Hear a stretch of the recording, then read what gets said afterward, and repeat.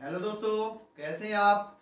मैं DK sir ब्रजवासी आज लेकर के आया हूँ इस वीडियो में। आज के लिए कुछ अलग पॉइंटों पर हम बात करने वाले हैं। अलग टॉपिक होगा, उस पर आज हम बात करने वाले हैं।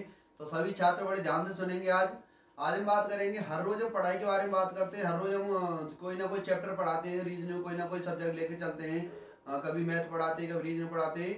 तो आज हम बात करने वाले हैं, कोई अलग टॉपिक पर बात करेंगे। आज देखिए, जैसे कि कुछ छात्रों के क्वेश्चन होते हैं कि हम पढ़ा हुआ कैसे याद करें।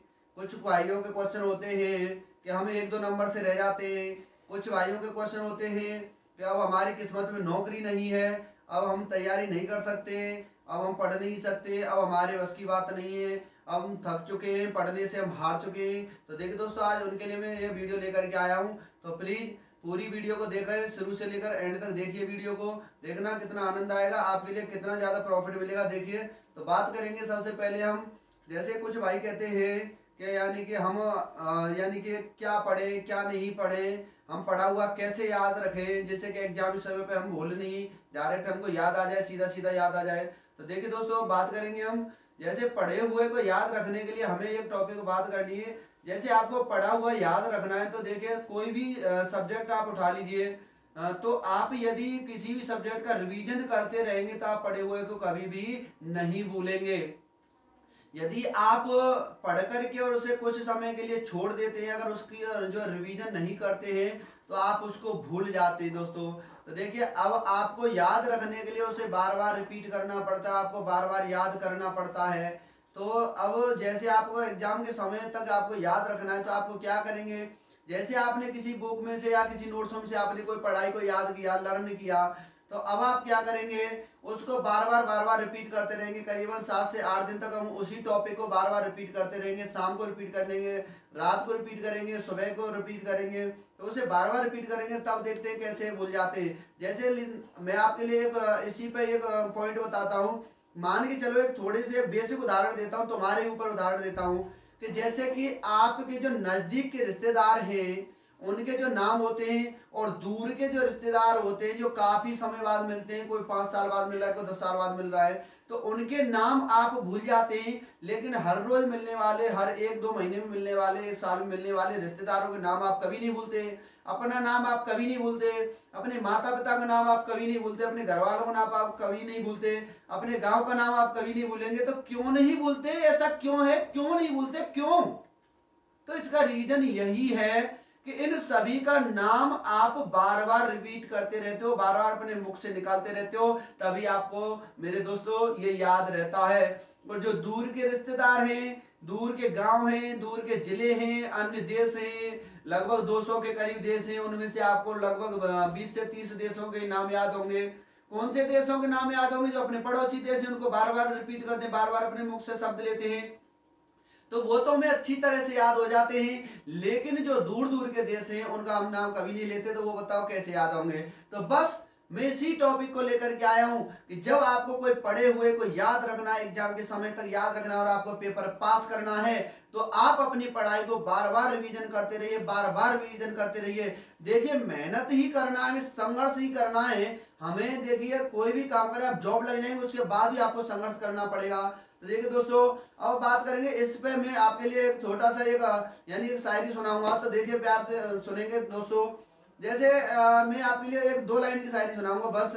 तो बड़े प्यार से सुनेंगे, ध्यान से सुनेंगे, संघर्ष के ऊपर। जैसे कि संघर्ष के मार्ग पर वो जो वीर चलता है, संघर्ष के मार्ग पर जो वीर चलता है, वही इस संसार को बदलता है। जिसने अंधकार मुसीबत और खुद से जंग जीती, सूर्य बनकर वही निकलता है। तो मेरे प्यारे दोस्तों, जो कठिन से कठिन परिश्रम करता है, कठिन से कठिन मेहनत करता है दोस्तों, तो वही एकदम सूर्य बन के निकलता है, एकदम सितारा बन के निकलता है। उसे अच्छी जॉब मिलती है, पकता रहता है, पढ़ता रहता है, लेकिन पीछे हटता नहीं है। तो बस देखिए, हम बात करते हैं, तो बस आपको इस प्रकार से मेहनत करते हुए चलना है। तो देखिए, अब बात करते हैं। जैसे कि कुछ भाई ज्यादा समय से तैयारी कर रहे हैं, ज्यादा समय से तैयारी कर रहे हैं, अब वो क्या कहते हैं, हमारी जॉब नहीं लगेगी, हम तो परेशान हो गए, अब हमारे जॉब की बस की बात नहीं है, अब हमको सरकारी जॉब नहीं मिलने वाली है। तो उनके लिए भी मैं एक 2 लाइन का एक सुनाऊंगा, 2 लाइन। तो उनको भी ध्यान से सुनेंगे। तो देखिए ऐसा होता है कभी कभी कि आप पुलिस की तैयारी कर रहे हैं, छोटे लेवल की तैयारी कर रहे हैं, यदि आपको वो नहीं है मिल पा रहा है तो हो सकता है कि आपके लिए कुछ और अच्छी जॉब है, तो आप यानी कि कांस्टेबल को छोड़कर हो सकता है आप एसआई बन जाएं, डीएसपी वगैरह बन जाए, कुछ भी, और हो सकता है आप बैंक में लग जाएं, तो अच्छी से अच्छी जॉब मिल जाए। तो देखिए बस आप कभी भी अपनी हिम्मत नहीं आ रही है, आप बरकरार तैयारी करते रहिए, आपको कभी ना कभी सफलता जरूर मिलेगी। जिस दिन आपके अंदर की जो कमी है वो सब आपसे दूर हो जाएंगे, आपसे बाहर निकल जाएंगे, उस दिन आपको सफलता पक्का मिलेगी। श्योर है आपकी सफलता पक्का है। यदि आप तैयारी करते रहते हैं, मेहनत बरकरार चलती रहती है, तो आपके लिए सफलता जरूर है। तो इसी विषय पर मैं आपके लिए 2 लाइन सुनाता हूं।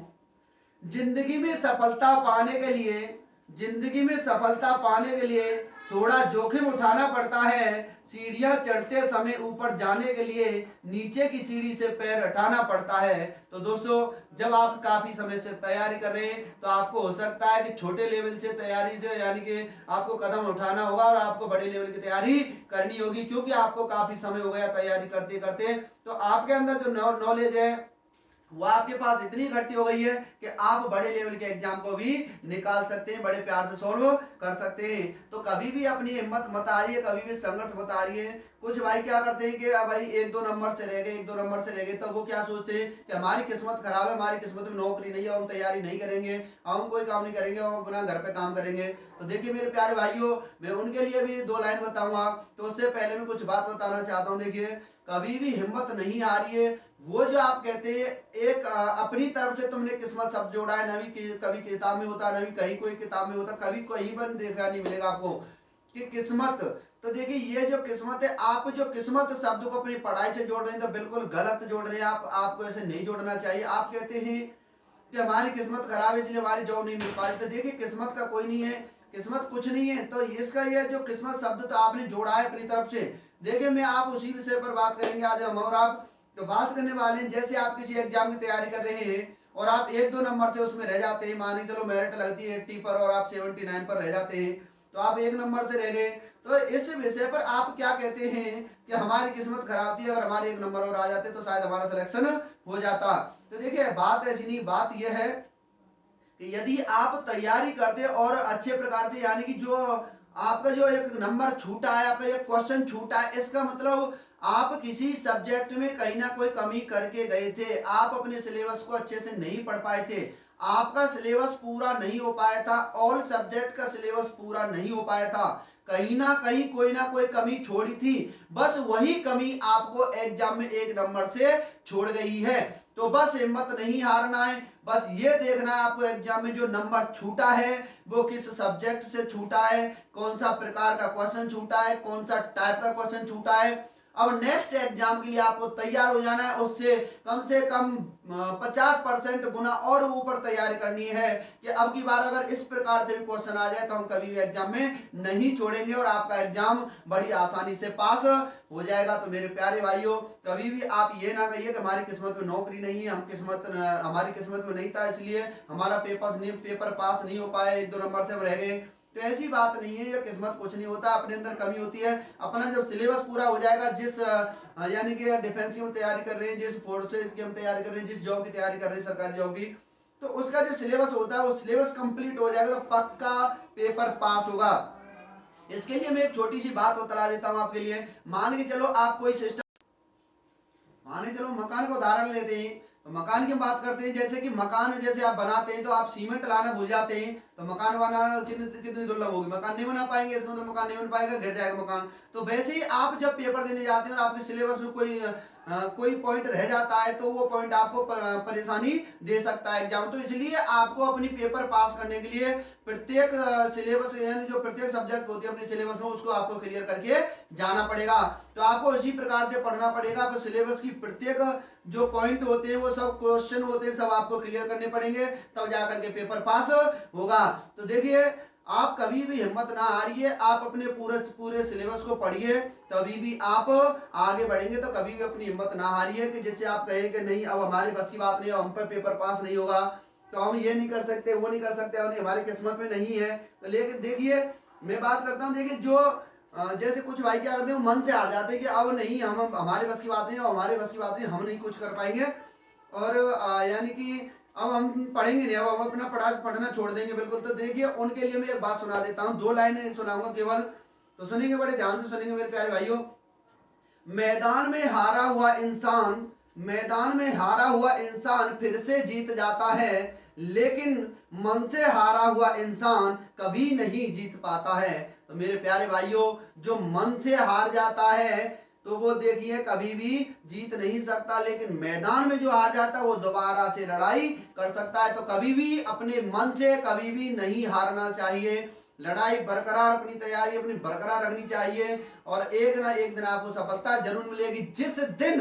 जिस दिन आपका सिलेबस पूरा हो जाएगा, आपके दिमाग में आपके ब्रेन में ऐड हो जाएगा, उस दिन आपको सफलता मिल जाएगी। आप कभी किस्मत शब्द का प्रयोग मत करना, आप अपने सिलेबस शब्द का प्रयोग करना आज के बाद। तो आप जैसे समझ लो आप अपना सिलेबस पूरा कर लेंगे तो उसी दिन आपका पेपर पास हो जाएगा। तो मेरे प्यारे भाइयों, तो बस बरकरार तैयारी करते रहें। तो देखिए मैं डीके सर ब्रजवासी आपके लिए जो एक वीडियो जो लेकर के आया हूँ, वीडियो को यानी कि अमल करें, आप अपने ध्यान से सुने और देखिए इसी पे ध्यान दें और इस टॉपिक पर ध्यान दें, यानी कि अपना सिलेबस पूरा करेंगे तो नौकरी पक्का मिलेगी। को ये नहीं कह सकते हैं कि आप यानी कि हमें नौकरी नहीं मिल सकती। तो लेके देखिए मैं इसके लिए भी 2 लाइन सुनाता हूँ। जो जितना झुलसता है वो उतना ही निखर के आता है, जो सहले तकलीफ को मेहनत की वो हर रोज चमकता है। तो मेरे प्यारे भाइयों, जो मेहनत पे मेहनत करते जाता है, जो तकलीफ सहते जाता है, वो तो चमकता ही चमकता मेरे प्यारे भाइयों। तो देखिए मैं आपके लिए वीडियो लेकर के आया हूँ, तो बड़े ध्यान से सुने, तो कोई भी हिम्मत ना हारे, पढ़ते रहे, बरकरार तैयारी करते रहे। तो मेरे प्यारे भाइयों, मैं पढ़ाता तो हर रोज हूँ, लेकिन मैं आज ये अलग टॉपिक इसीलिए लेकर के आया हूँ कि मैं कुछ हालात देखता हूँ। जैसे मैं मथुरा जिले के अंदर पढ़ाता हूँ, तो मथुरा जिले में क्या होता है, जैसे कुछ छात्रों को देखता हूँ तो वो हिम्मत हार जाते हैं, काफी समय हो जाता है, जैसे ओवरेज होने को जाते हैं तो 2 साल रह गए ओवरेज होने में, तो हिम्मत हार जाते हैं। तो अंत के समय तक आपको हिम्मत नहीं हारनी, आपको सफलता पक्का मिलेगी। अपना रास्ता यानी कि जहां आप अपने इस रास्ते से कामयाब नहीं हो पा रहे, उस रास्ते को चेंज कर दीजिए। जैसे कि आप जिस सिलेबस को पूरा नहीं कर पा रहे उस रास्ते से, उससे हटकर अपने दूसरा रास्ता चूज करेंगे, दूसरा रास्ता पकड़ेंगे और उसमें अपना सिलेबस कंप्लीट करेंगे और आपका पेपर पास हो जाएगा और आपको मिल जाएगी जॉब। तो बस मैं इतनी ही बात करूंगा मेरे प्यारे भाइयों। तो प्लीज मेरे चैनल को, मेरा जो चैनल है डीके सर रीजनिंग क्लासेस के नाम से मेरा चैनल है, मेरा जो यूट्यूब चैनल है डीके सर रीजनिंग क्लासेस के नाम से, इसी पर मैं हर सब्जेक्ट को क्लास देता हूं। तो मेरे प्यारे भाइयों, मेरे चैनल को प्लीज सब्सक्राइब करें, लाइक करें, कमेंट करें और कमेंट करके जरूर बताएं कि आपको वीडियो कैसे लगी। जो भी मेरे पुराने छात्र हैं, नए छात्र जो पहली बार वीडियो को देख रहे हैं, वो प्लीज सब्सक्राइब करें और कमेंट करके जरूर बताया करो कि आपको वीडियो कैसी लगी। जय हिंद दोस्तों।